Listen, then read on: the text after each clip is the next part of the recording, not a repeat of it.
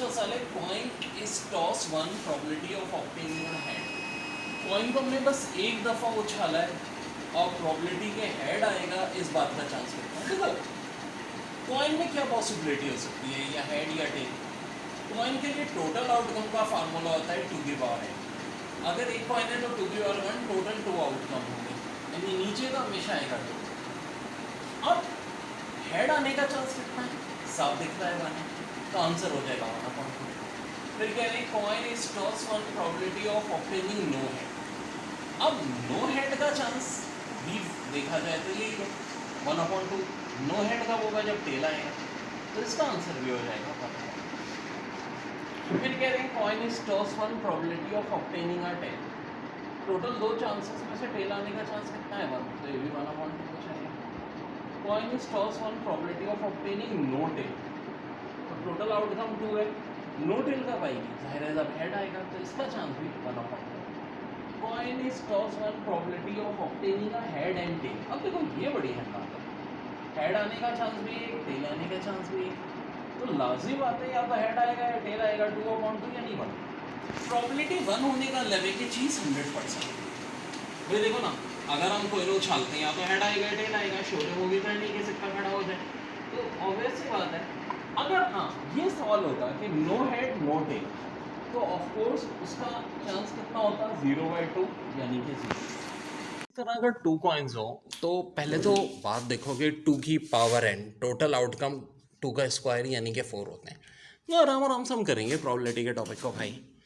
तो 2 coins are toss simultaneously, the probability of obtaining at least 1 head. तो देखो इसमें आउटकम कैसे होते हैं जब 2 कॉइन्स होते हैं, या तो देखो पहले में भी हेड आएगा दूसरे में भी हेड, पहले में हेड दूसरे में टेल, या पहले में टेल दूसरे में हेड, या दोनों में टेल। ये आउटकम होते हैं टोटल 4। अब अगर कह रहे हैं कि 2 coins are toss simultaneously, probability of obtaining at least 1 head, तो देखो एग्जैक्टली एटलीस्ट और एटमोस्ट इनका फ़र्क समझो। एटलीस्ट 1 हेड यानी कि कम से कम एक हेड, तो कोई यहाँ एक हेड है, यहाँ एक हेड है, यहाँ 2 हेड है, तो कम से कम एक हेड तो यहाँ भी है, यहाँ भी है, यहाँ भी है, यानी कि आंसर हो जाएगा 3/4। Coins की और example 2 coins are tossed simultaneously, probability of obtaining no tail। अब देखो बात वही है, 2 coins का मैंने आपको आउटकम बनाया था, दोनों हेड, हेड या टेल, टेल या हेड, या दोनों टेल। तो अब कह रहे हैं 2 कॉइन्स आपने टॉस साइमल्टेनियसली करे और probability of obtaining no tail. No tail वाली चीज़ दिख रही है, जी हाँ यहाँ दिख रही है। तो ये कितना है भाई, एक इवेंट है सिर्फ ऐसा, और टोटल इवेंट कितने हैं 4, तो आंसर इसका हो जाएगा 1/4। फिर देखें 2 coins are toss simultaneously, probability of obtained at least 1 tail. फिर एटलीस्ट 1 टेल का मतलब है कम से कम एक टेल। तो देखो इसमें भी कम से कम एक टेल है, इसमें भी एक टेल है, इसमें 2 टेल है, तो कम से कम तो एक ही है ना, तो आंसर इसका भी क्या हो जाएगा 3/4। 2 coins are tossed simultaneously, probability of obtaining same phases. Same phases का मतलब क्या है, या तो दोनों हेड या दोनों टेल, तो ये हो गए 2/4। 2/4 का मतलब ऑफ कोर्स 1/2। तो बड़ा कॉन्सेप्चुअल है, आराम से पढ़ो, कोई मसले। Treason are arranged in a row in all possible way. How many of them begin with T and end with N? देखो एक बात सुनो, इसमें क्या कोई लेटर कॉमन है? नहीं जी। अगर खाली ट्रेजन से पॉसिबल वर्ड्स पूछे जाते तो 7 वेक्टोरियल जो कि 5040 होता, लेकिन क्वेश्चन में ट्विस्ट आ रहा है, ये कह रहे हैं कि जो बिगिन हो रहे हैं टी से और एंड हो रहे हैं एन से, ऐसे कितने वर्ड्स होंगे? तो देखो उसके बाद कितने वर्ड्स बनते हैं, बचते हैं 5 बचते हैं, तो 5 का वेक्टोरियल, 5 का वेक्टोरियल कितना होता है 120। यही आंसर आपको, जो जाहिर है एप्टीट्यूड टेस्ट बोले तो एप्टीट्यूड टेस्ट हर चीज़ बहुत डेप्थ में आती है। जैसे कि ये n-1 combination r plus n-1 combination r-1, ये इक्वल होता है n कम्बिनेशन r के। बड़ा ही इंपॉर्टेंट फार्मूला है बच्चों, बड़ा ही इंपॉर्टेंट।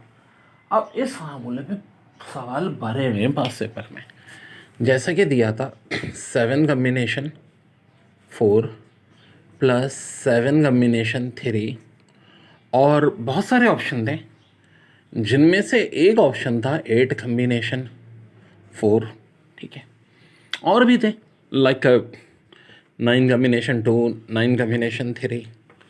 तो हम इस फार्मूले को जहन में रखेंगे कि भाई n-1 7 होने का मतलब है कि n की वैल्यू क्या हो गई भाई 8 हो गई और r की वैल्यू 4 हो गई। देखिए प्रैक्टिस होगी तो दिमाग फ़ौरन क्लिक करेगा। क्या फार्मूला वैलिड है जी हाँ, 8-1 7 कम्बिनेशन 4 प्लस 8-1 7 कम्बिनेशन 3 बराबर होना चाहिए 8 कम्बिनेशन 4 के, तो बिल्कुल वैलिड है जी। तो ये रिजल्ट आपका देखो n permutation 4 equal to 24 n combination 5, तो n की वैल्यू क्या होगी? Well well well well well देखो अभी ये सवाल करवा चुका हूँ मैं, लेकिन अभी अभी एक ताज़ा ताज़ा बच्चों मैजिकल ट्रिक बनी है। अब वो मैजिकल ट्रिक आखिर है क्या? कि देखो ऐसी फॉर्म हो n permutation r equal to r का वेक्टोरियल, ज़ाहिर है देखो ना ये 4 का वेक्टोरियल होता है 24, फिर n कम्बिनेशन r प्लस 1, ज़ाहिर है 4 + 1 5 होता है, तो n की वैल्यू क्या होगी? ये हो जाएगी भाई r प्लस 1 या दूसरे लफ्ज़ों में 2r प्लस 1। अब r मौजूदा केस में कितना है भाई 4 है, तो क्या करो 4 को 2 से मल्टीप्लाई कर दो 8, 1 प्लस कर दो, 8 + 1 क्या होता है 9, और यही तो निकला था। तो बच्चों ऐसी मैजिकल ट्रिक मैं फिलबती भी बनाता रहता हूँ, डोंट बॉदर अबाउट इट, बहुत सारी आपको मिलती रहेंगी। ओके देखो n permutation 5 equal to 120 n combination 6, n की वैल्यू क्या होगी? तो देखो r है, बिल्कुल है जी, r का वेक्टोरियल 5 का वेक्टोरियल 120 होता है, r + 1 5 + 1 6 है, तो n क्या हो जाएगा 2r + 1 5 2 10 10 + 1 11, n के लिए 11 आंसर। ठीक है, जिन लोगों को परमुटेशन कम्बिनेशन का कॉन्सेप्ट नहीं क्लियर उनको बार बार मैं दोबारा भी रिपीट करा देता हूँ, टेंशन लेने की ज़रूरत नहीं है। फिलहाल देखेंगे इस सवाल में n permutation 4 equal to 24 n combination 5, तो n की वैल्यू क्या होगी? 5 9 15 या 10। तो वाल अगर 5 होती तो देखो n की जगह हम 5 रखते हैं, 5 परमुटेशन 4, ये 24 तो वैसे ही रहता है, n की जगह 5 5 कम्बिनेशन 5, ऊपर नीचे कम्बिनेशन सेम हो तो ये हमेशा 1 आता है। 24 1 ज़ा 24, राइट साइड में तो 24 आ रहा है, देखिए लेफ्ट पे क्या आता है। परमुटेशन के निशान में ऊपर क्या है 5, तो ऊपर तो आ जाएगा 5 का वेक्टोरियल। नीचे वाले का क्या होता है? परमुटेशन में इन दोनों का डिफरेंस लेते हैं, 5 - 4 1 होता है, 1 का वेक्टोरियल भी 1 होता है। अब 120 तो 24 के इक्वल नहीं होता मेरे भाई, तो इसका मतलब है n की वैल्यू 5 नहीं हो सकती।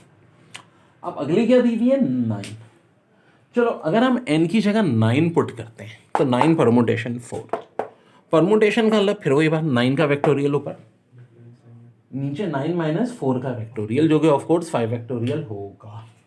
ठीक है, ये 24 वैसे ही n की जगह 9 रख दो। अब देखो 9 का वेक्टोरियल ऊपर, कम्बिनेशन में क्या होता है फर्क, ये चीज 9 का वेक्टोरियल है, नीचे वाले का भी वेक्टोरियल आया और इन दोनों के डिफरेंस का भी वेक्टोरियल आया। परमुटेशन में क्या हो रहा है? देखो 9 का वेक्टोरियल तो दोनों में, यहाँ 9 - 4 का वेक्टोरियल तो हो रहा है, खाली 4 का वेक्टोरियल नहीं आ रहा। अब 9 वेक्टोरियल दोनों साइड से कैंसिल, 9 - 4 बोले तो 5 वेक्टोरियल, ठीक है जी, और ये 24 है, 9 - 5 क्या होता है 4 वेक्टोरियल जो कि इधर चला जाएगा, यहाँ डिवाइड है उधर जाके मल्टीप्लाई, सिंपल, ये 5 वेक्टोरियल भी कैंसिल। अब क्या 4 वेक्टोरियल 24 होता है, तो वेक्टोरियल का मतलब क्या होता है 4 × 3 × 2 × 1 यानी कि 24, तो ये ऑफ कोर्स किसके इक्वल है 24 के।